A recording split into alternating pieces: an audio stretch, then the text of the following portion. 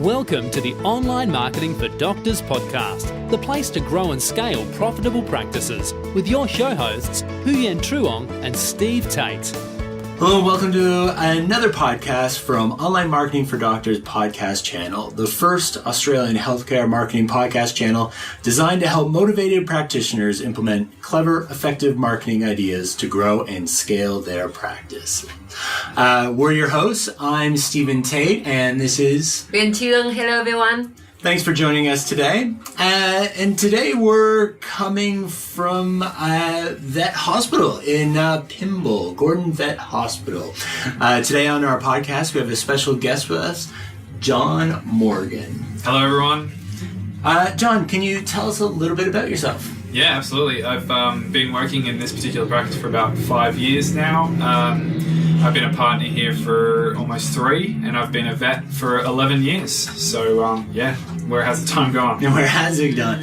Tell us a little more about Goulburn Vet Hospital. Yeah, so our situation here is that we're sort of busier clinic in the area where we've got fairly large facilities and we're extremely well equipped. So we do try and do a lot of procedures that aren't really accessible for a smaller vet hospital. And we do sort of pride ourselves on being one of the more sort of high quality clinics in the area. And our service levels are generally a little higher than what you'd find from just a 1 or 2 vet practice. We do actually have 7 or 8 vets, depending on the time of year working here. Great. And we do definitely see a lot of cases. It keeps us very busy. Sure. And how long has the practice been around for?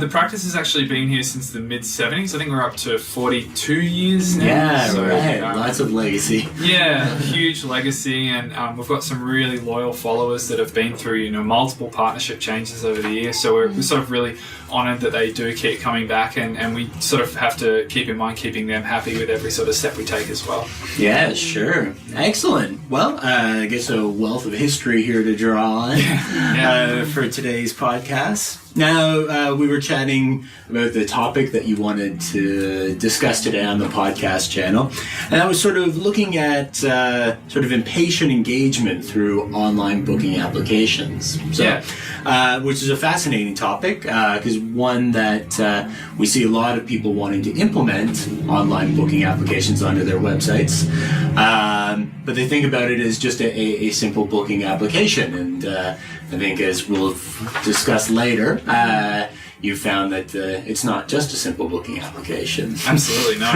Yeah, that's it. Well, can you first tell us when did you add an online booking application to your website? Yeah, so we're up to about 12 months with our particular online booking service, which is fully integrated with the practice management software that we're using. So, that really takes it's much easier for us to sort of manage that now because we're in the background, essentially. The software does all the work. Sure.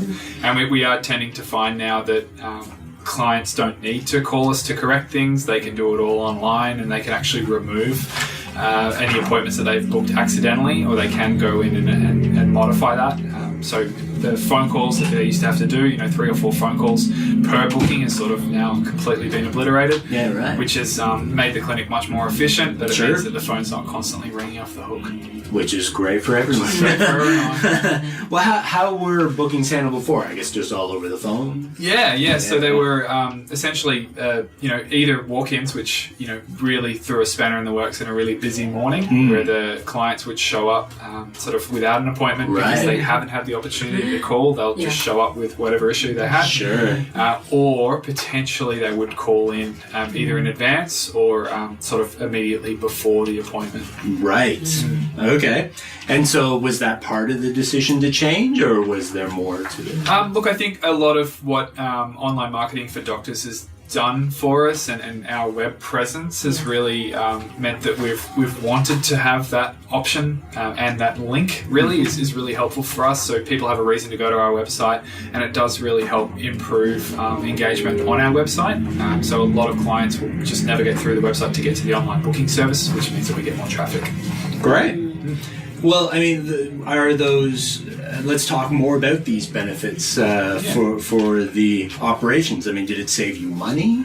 I guess it's hard to quantify exactly, but I would say that in terms of staff time and the receptionist number that we have to actually employ, we've seen maybe we've been able to reduce our staffing levels by about 1/4 of a nurse, which doesn't sound like a lot, but obviously when you look at the cost of the service, which is only about, for us, $150 a month, and the cost of employing 1/4 of a nurse, which is, tens of thousands of dollars, then we're starting to really see a lot of improved value in the use of an online booking service. Great. Okay. And buying back your time, I guess. Now they're freed up to do focus on other things. Yeah, and the day's a lot smoother. So we're finding a lot more that clients will, when they have an orderly schedule, things run smoother. The reduction in walk-ins has been noticed, which means that we can sort of relax a little bit more through the day. And to be honest, I think it does significantly improve the workflow and the customer service levels that we're providing seems to significantly improve. And nice that you'll generally know then what your day is in advance. You know what's going to happen. Oh, absolutely. And there's nothing more, it's a pretty high stress job, but there's nothing more stressful than just the anticipation of what could walk through the door. Right. Even if it has been booked online, you don't know the full picture in a lot of cases. The fact that it's there and the fact that you can get an idea from the patient's history then is a really, really rewarding feeling. Yeah, sure. Great. Well, let's talk now about some of the benefits for the customers. I mean, you've already touched on a few. They've obviously adopted to it well. Yeah, look, I do a bit of a straw poll every time I see an online booking, because they are flagged in our system. They're not, they're sort of delineated from a normal booking. And every time I see them, I do try and get an opinion on how they felt about the booking. And by and large, the service has given clients an extra option that they've really benefited from. I've not heard a negative comment about the system or about the process. And most of them are actually booking once we've closed. So a real convenience of the system for the clients is we're finding that they'll book the appointment in after 7 o'clock, so after we close at night, and then they can have that organised for the next day. So they've got peace of mind. They don't have to try and call at 7 a.m. when we open again to try and get that first appointment or to try and find out what's available for their day. Yeah, great. Oh, that does work well. Yeah, absolutely. And so when you first implemented it, was there any resistance to this? Did you find that customers adapted to it immediately, or? Look, it's mostly, I guess the adaptations are all at the staff level. So the biggest changes obviously were how we operated things. So I've been finding that clients have not had any issues, and there were some tweaks with getting the appointments to line up and to have the timing right, because obviously we run quite a rigid, structured appointment book. But the actual integration issues we had was just educating the nurses on how it worked and what they needed to look out for. And once we had that nailed, it has been absolutely humming. We haven't had an issue. Yeah, great. Okay. I have a follow-up question here. So when you are selecting an application for the online booking feature, are there any features or that you look at in terms of user friendliness to make sure that is first of all is compatible with your practice software, and second of all is user friendly, because we notice a lots of booking applications out there are not user friendly. That user actually have to create an account to book an appointment, which is a hassle, because all the effort of trying to create an account and generate a password and log in again. So that's a really fantastic question. I did spend a lot of time looking at about 3 or 4 different competitors in the market, and pricing was comparable, and pricing is a big factor in the industry, but they're all fairly comparable in cost, so that wasn't a big factor in our decision. To be honest, we immediately discounted the account-based or app-based services, because personally I'd hate the extra app on my phone, and I hate to have to sign up another account and another password. I just wanted to make it as simple as humanly possible. And the website that we chose, which does provide not only veterinary services but also medical services through Pet Yeti, or I think My Health or One Health. Anyway, if you Google Pet Yeti, you'll find it. They're exceptional. It's a very minimalist website, and it's just a link that you go to, and then you can provide your details each time you go in, and there's no need for an account, and it's extremely user-friendly, which is why I think we've had so much positive feedback. Yeah, I imagine that is a contributing factor, because you do see a lot of frustration from other people when they have to create accounts. Can't remember passwords. Yeah, exactly. And I mean, even if you're having to put your name in, or obviously your phone number, your email address, that's all automatically prompted now. So for people that are putting in multiple accounts, multiple appointments, they don't need to go through and enter the information each time. Google Chrome will just insert that for you automatically without the need for an account name and password. Great. Now, it's turned into something bigger, though, than maybe just a scheduling app. I think you've noticed that you've been able to use it now to help sort of with patient engagement or your client engagement moving forward. Yeah, absolutely, Stephen. And I think that, the fact that a lot of Ewan's work has been towards getting the links out there, or getting links to our website, and as I mentioned, to be able to then guide them to our website and learn a lot more about who we are and a lot about our services, it's been absolutely invaluable. And I do really feel that the opportunity for people just to go onto the website for such a convenient service, it's not a huge amount of time that they spend on the website, but every click counts for us. It's about getting our message out there, and they can get to know us on our website as well. Yeah, great.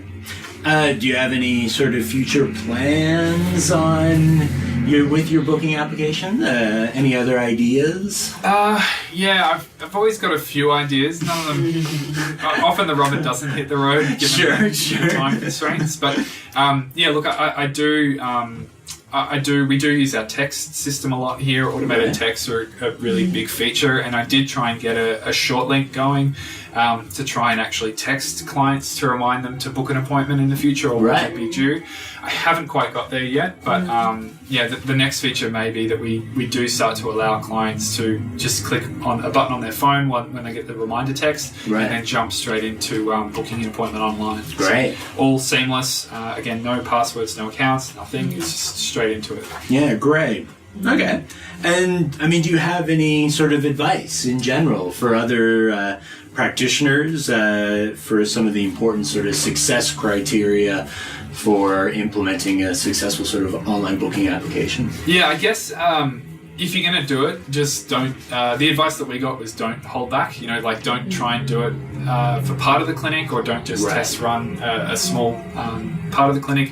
Just integrate it completely and let it ride. And I can honestly say that it was probably one of the best decisions we've made, as far as workflow and reducing those first thing in the morning walk-ins. And again, for customer satisfaction, it's been outstanding. So I highly, highly recommend it. I could not praise it for the changes that it's done for the clinic. Great. Well, the proof is here for everyone to see. I mean, it's been successful. So absolutely. Great. All right. Now, we do have an additional sort of some follow-up. I mean, we're online marketing for doctors, so we always try to take the opportunity to slide in some marketing-related questions here. Now, you've used a lot of sort of real location-specific marketing here at Gordon Vet Hospital, and especially with Google's emphasis on local search results.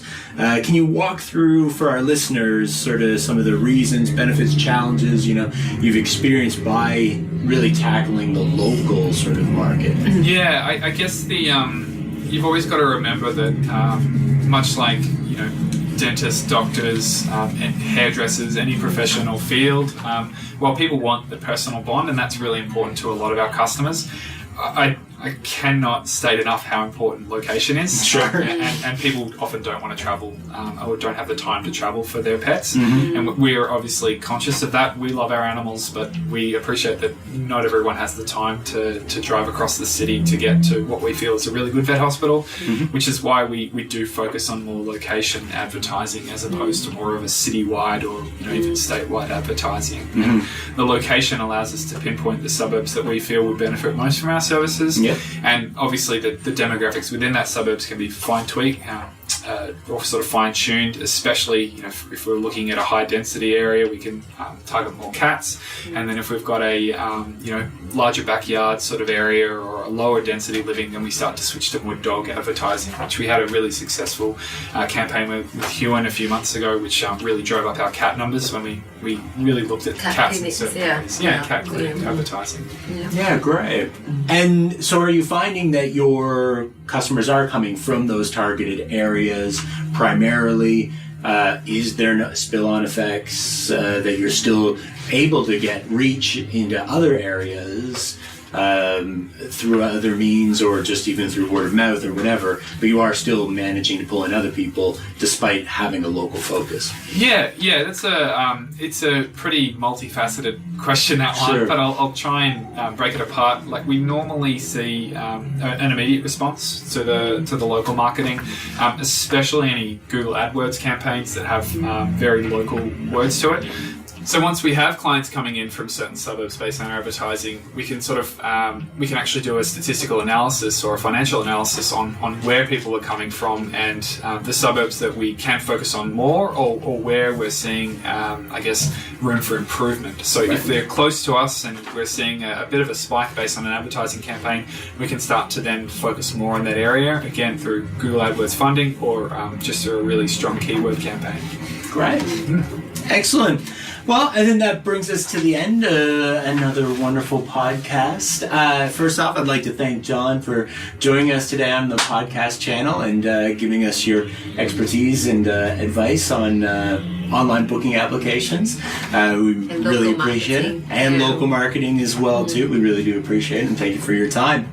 Nice. And that brings us to the end of another Online Marketing for Doctors podcast channel. If you'd like to be a guest on the Online Marketing for Doctors podcast, there's a link to it in the show notes.